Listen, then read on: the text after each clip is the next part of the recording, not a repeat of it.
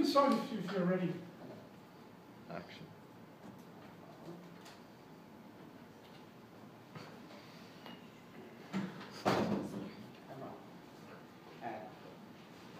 So how many of you know someone who owns stock in Apple or personally owns stock in Apple?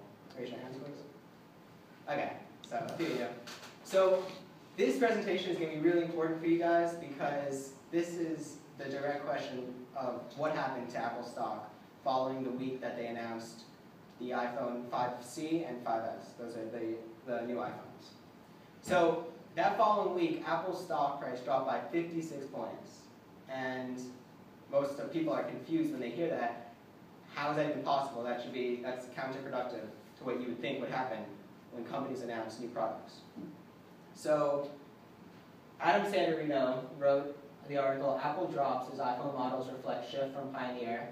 It's found in the personal finance section of Bloomberg magazine, and the date was September 11, 2013 that he wrote it. So as I said, Apple's stock price fell about 6%, which is a pretty big majority. And the question is why? So there are about two main reasons why that happened.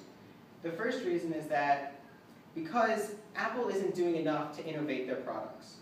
Recently we've seen that all smartphones really have become pretty much the same, with the internet, cameras, besides for the minor UI changes in software, mostly the product has become very similar. So that's one of the reasons. The second reason is because Apple's not really pricing competitively enough. They're not reaching the right markets that they should be, and because those prices are too high, if they would lower their prices, they would be able to extend their market to a broader range of people.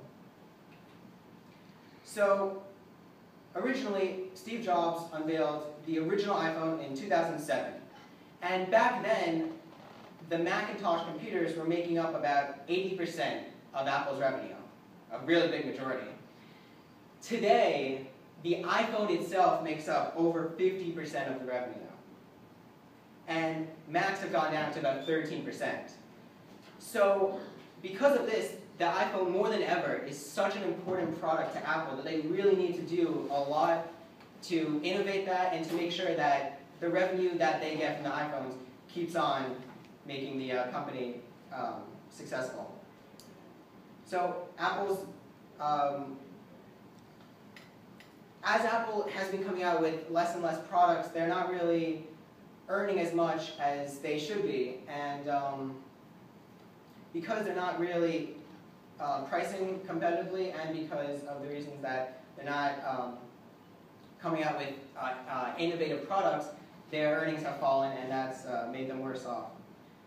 So we see that as Apple's decision to not reduce the price, for example, in China has a huge number of people, and Apple could really get into that Chinese market if they would lower the prices on their iPhones. More people would buy them, and they would have a much larger market share. But because they're not lowering their prices, Apple has been losing some of that revenue.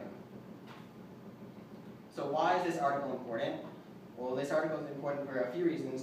Apple is one of the biggest companies. They're one of the largest revenue companies in the world. And we may start to see a shift in the actual change of what's going on in Apple.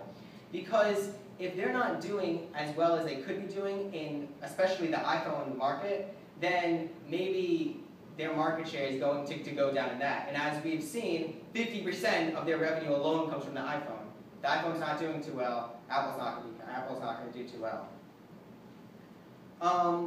As I said earlier, smartphones, it's not really much of a difference between what you can do versus I can do. Apple really needs to innovate. Apple has done that with their last iPhone 4S, but apparently it's not really been enough with the fingerprint scanner. Apple's also, as I said, they've tried to get into that Chinese market. They've tried to lower their prices so more people get it. For example, the iPhone 4C is $100 rather than $200. And they're appealing to a different customer base with that lowering the price. Obviously, it's not low enough. They could be doing much more with that. So generally, what does this mean for the business world and for business students? this? Well, we see that Apple's stock price went down. That's obviously not such a good sign. That's usually reflects poorly in people's attitude towards the company. And we see that if Apple continues along this route of not innovating and not coming out with as many products as they could be, or as great as they used to be back in the day when the iPhone was, wow, incredible. Since then, Google is coming out with Android. That software has been a big competition for Apple's iOS. And a bunch of other companies, HTC, Samsung, Motorola, all these companies coming out with their own smartphones. Apple really has to start innovating as it did in 2007. And if they don't, then this could possibly spell not so good results for Apple in the long term. As a result, shareholders got scared, shareholders tried to sell Apple stock, and that resulted in a decrease in Apple stock price. If anyone has any questions, I would be willing to answer them. Anyone? Yes. Do you think that this could have had anything to do with the new software update, or were they saying that this was just specifically with the new phones? I think personally that it is just with the new phones. Obviously, all of Apple's products, including their software package, has an impact on the company. But I think that their products in general are not doing as much as they could be. As you've seen, the new software, iOS 7, is kind of almost similar to Android. If you notice, there's a lot of comparisons between that. And as a result, Apple's not doing enough to differentiate itself from the other companies that are out there. Anyone else? Okay, good job. Thank you.